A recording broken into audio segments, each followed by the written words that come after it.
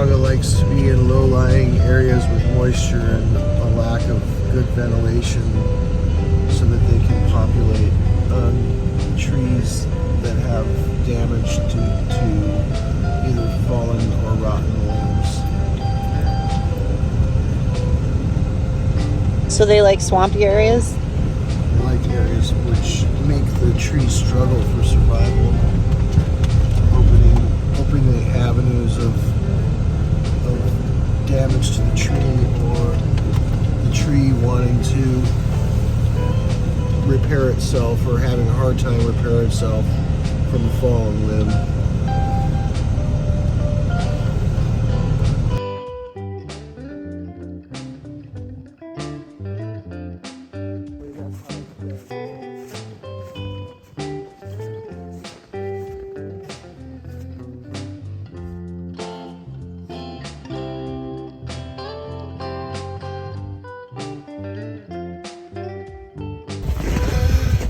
Because that's how trees work.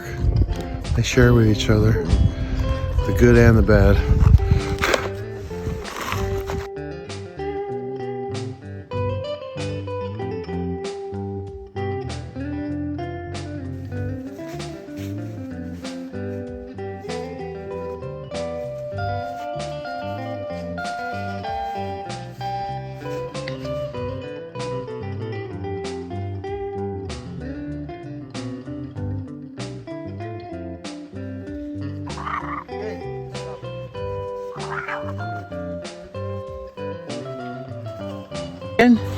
This is the chaga that you can probably stand a chance of lighting on fire because it's absolutely dead.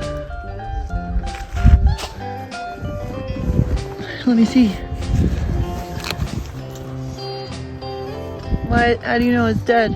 Because it's attached to this tree that has no more moisture, and chaga relies on the root system of a plant to get its moisture.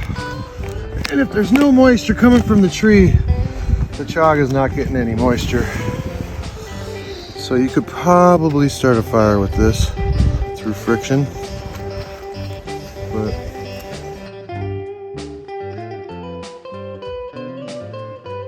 Go. chaga serves the tree in the respect that systemically passed from another tree with the chaga in its vascular system allows the tree to benefit from open wound closure quicker, because the cambium layer takes a lot longer for that sealing off process than the mushroom does. And what's that up there? This one right here is a piece of chaga that's populated on a rotten tree limb, and you can see that this tree is dying slowly. All its lower limbs have no fine growth there, and this chaga will populate this tree and this tree up in larger areas where it becomes exposed and rotten.